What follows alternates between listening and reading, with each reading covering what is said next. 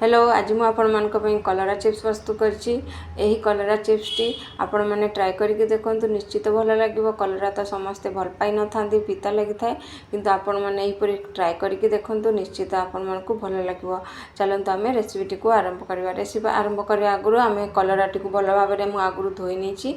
धोई ताकू पतला पतला करी गोल गोल करी ताकू मु काटी नेछि। काटी ने एक प्लेट रे रखि नेछि।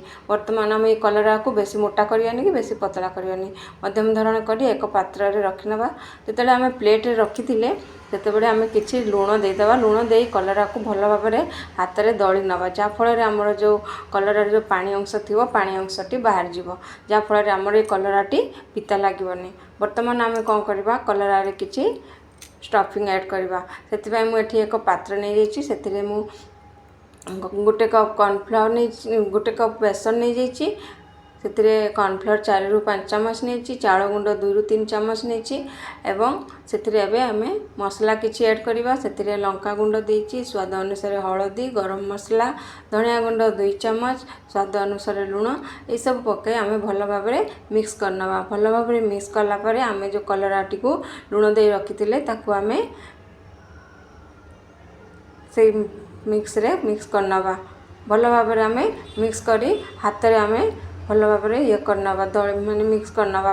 प्रथमे हमें चामच रे मिक्स करी तापरे हाथ रे मिक्स करनबा। तापरे हमें कोन करबा, मिक्सचर टिके सुखा सुखा लागुची तो सेति पय हमें एठी 2 चम्मच पानी ऐड करबा। बेसी हमें पानी ऐड करबा नै, नहले पानी हो जिवो। 2 चम्मच खाली ऐड करबा बाइंडिंग पय, केवल बाइंडिंग पय हमें 2 चम्मच पानी दे भल भाबरे ऐड करनबा। ऐड करी भल भाबरे मिसै नबा। वर्तमान हमें शेषरे हमें एठी 2 चम्मच राशि ऐड कर नेछि। राशि ऐड करी भल भाबरे हमें मिक्स करनबा।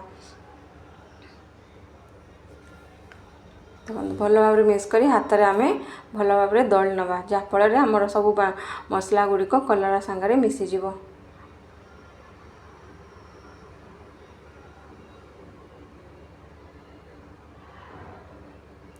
वर्तमान हमें कलरा को फ्राई करनबा। तेलटी हमर गरम ही आसलानी। एई समय हमें अल्प अल्प करके हमें सब कलरा गुडी को छाणी नबा।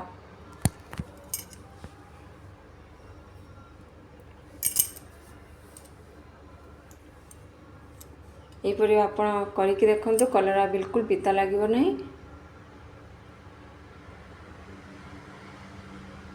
कलरा जितेबाला आम काटिबा सेतेबाला टिके लूण न देले कलराटी पिता लगे। से आपण कलरा को काटी सारा पर से लूण दे भल भाव टिके हाथ में दली ने, जहाँफल तापर आम यूज करवा मसला मसली ऐड करवा, जहाँफल आमर कलराटी पिता लगेनि। यहपरी भाव में आम कलरा गुड़ी को छाणी नवा।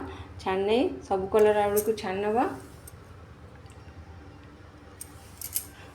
आंचटी बेसी हाई रे रखिए नहीं कि बेसी ये मध्यम धरण आम रखा, कम रे मध्य रखिए ना।